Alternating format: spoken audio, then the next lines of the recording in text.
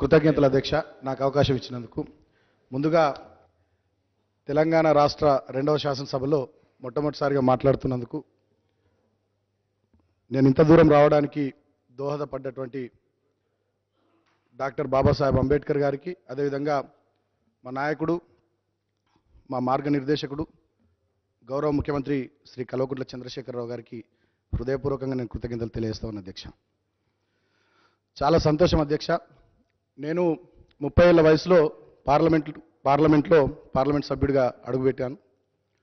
35 ఏళ్ల వయసులో రెండవ తెలంగాణ శాసనసభ సభ్యుడిగా చెన్నూరు నుండి ప్రాతినిధ్యం వహిస్తూ ఉన్నాను. సో ఈ సందర్భాన్నే మీరు ఇక్కడ డిప్యూటీ స్పీకర్గా రావడం నిజంగా నాకు చాలా సంతోషం. ఎందుకంటే మిమ్మల్ని మేము చాలా ఇష్టపడతాం వ్యక్తిగతంగా, అదేవిధంగా ఒక ఉద్యమ నాయకుడిగా. ఉద్యమంలో మేము పనిచేసినన్ని రోజులు, దాదాపు దశాబ్దానికి పైగా ఉస్మానియా యూనివర్సిటీ పక్కనే మీరుండి మాకు ఎన్ని రకాలుగా అండదండలు అందించినారో మేము మర్చిపోలేం. కేసుల పాలైనప్పుడు కానీ, జైళ్లలో ఉన్నప్పుడు కానీ అనేక సందర్భాల్లో విద్యార్థి విభాగం రాష్ట్ర అధ్యక్షుడిగా నేను, టీఆర్ఎస్ పార్టీ విద్యార్థి విభాగం ఉస్మానియా యూనివర్సిటీ అధ్యక్షుడిగా ఉన్న సందర్భాల్లో ఏ కార్యక్రమం ఉన్నా కూడా నేనున్నా అంటూ మీరు మాకు పూర్తి స్థాయిలో వెన్నుదన్నుగా ఉంటూ మమ్మల్ని ముందుకు ప్రోత్సహించినారు. కాబట్టి మీ తోడ్పాటును, మీరు అందించినటువంటి సహకారాన్ని మేము మర్చిపోలేం. అంతేకాకుండా మీ నోరు చాలా మంచిది అధ్యక్ష. మీ మనస్తత్వం మంచిది, మీ వ్యక్తిత్వం మంచిది, మీ నోరు చాలా మంచిది.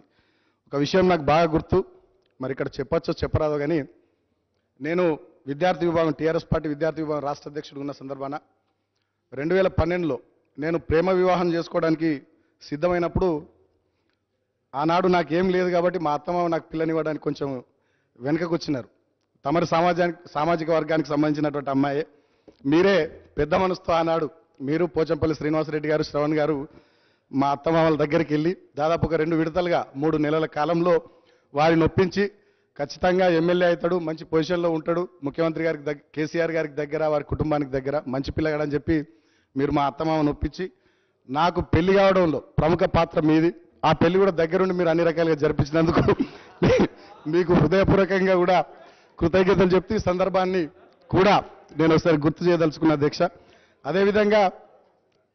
అదేవిధంగా మీరు ఎన్నిసార్లు ఎన్నో సందర్భాల్లో ఉద్యమాల్లో మేము రైలు రోకో చేసిన సందర్భాల్లో కానీ, రాస్తా రోకోలు చేసినటువంటి సందర్భాన కానీ, దీక్షలు చేసినటువంటి సందర్భంలో కానీ మా మీద 100లకు పైగా కేసులు, ఇక్కడ కిషోర్ గారు ఉన్నారు సోదరులు, కిషోర్ గారి మీద, నా మీద, పిడమర్తి రవి గారి మీద, చాలామంది ఉద్యమకారుల మీద కేసులైనటువంటి సందర్భాల్లో కూడా పోలీసుల నిర్బంధం ఎక్కువైనప్పుడు కూడా మేము ఎక్కడ దాక్కోవాలో తెలియనటువంటి పరిస్థితుల్లో హైదరాబాద్లో చాలా చోట్ల మమ్మల్ని 10 రోజుల పాటు, 20 రోజుల పాటు మమ్మల్ని భద్రంగా ఉంచి అన్ని రకాలుగా సహకరించినటువంటి విషయాలను కూడా ఈ సందర్భంగా గుర్తు చేసుకోవాల్సినటువంటి అవసరం ఉంది. కాబట్టి ఆనాడు మాకు వెన్నుదన్నుగా ఉండి టీఆర్ఎస్ పార్టీకి కూడా పూర్తి స్థాయిలో వెన్నుదన్నుగా ఉండి, ఎందుకంటే మేమంతా అప్పుడు చిన్నపిల్లలం. 2003లో హైదరాబాద్కి వచ్చినటువంటి కొత్తలో హైదరాబాద్లో టీఆర్ఎస్ పార్టీ నాయకులు అంటే మాకు తెలిసిన 2 పేర్లు, ఒకటి పద్మారావు గారు, రెండవది నాయన నరసింహారెడ్డి గారు. సో మొదటి నుంచి ఏ పార్టీ కార్యక్రమం అయినా, ఎక్కడ బహిరంగ సభ జరిగినా మా యూనివర్సిటీ విద్యార్థులకు కానీ, మా అందరికి కూడా వెహికల్స్ అరేంజ్ చేయడంలో కానీ, భోజనాలు అరేంజ్ చేయడంలో కానీ, ఏ కార్యక్రమమైనా మాకు అండగా ఉండడంలో మీది ప్రముఖమైనటువంటి పాత్ర.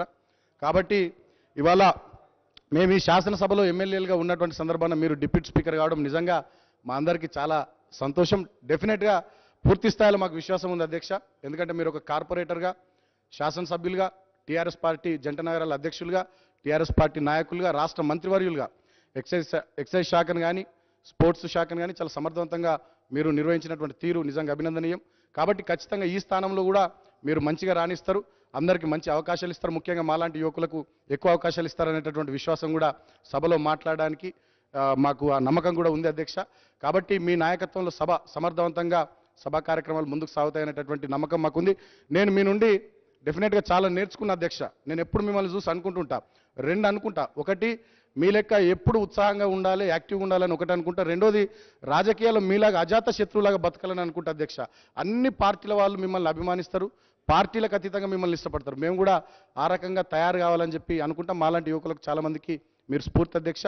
మీరు నిండు నూరేళ్లు గొప్పగా జీవించాలని, ఆ భగవంతుని దీవెనలు మీకు పుష్కలంగా ఉండాలని మనస్ఫూర్తిగా కోరుకుంటూ, మీరు డిప్యూటీ స్పీకర్గా ఏకగ్రీవంగా ఎన్నిక కావడానికి సహకరించినటువంటి ప్రతిపక్ష పార్టీలకు కూడా నేను హృదయపూర్వకంగా కృతజ్ఞతలు తెలియజేస్తూ, ఇలాంటి సంప్రదాయాలు కొనసాగితే మన శాసనసభ ఔన్నత్యం ఇంకా గొప్పగా పెరుగుద్ది. మీలాంటి పెద్దలు, పోచారం శ్రీనివాసరెడ్డి గారు స్పీకర్గా, మీరు డిప్యూటీ స్పీకర్గా ఉండడం, మీలాంటి సమర్థవంతమైనటువంటి నాయకుల చేతిలో ఈ సభ ఉండడం, మీ నాయకత్వంలో మంచిగా ముందుకు సాగుతుండడం నిజంగా తెలంగాణ రాష్ట్రానికి మనందరికీ కూడా చాలా మంచిదని చెప్పి ఈ సందర్భంగా తెలియజేస్తూ మీకు ఆ భగవంతుని ఆశీస్సులు ఉండాలని కోరుకుంటూ మరొకసారి హృదయపూర్వకంగా మీకు కృతజ్ఞతలు తెలియజేస్తూ శుభాకాంక్షలు తెలియజేస్తా ఉన్నా అధ్యక్ష. ధన్యవాదాలు.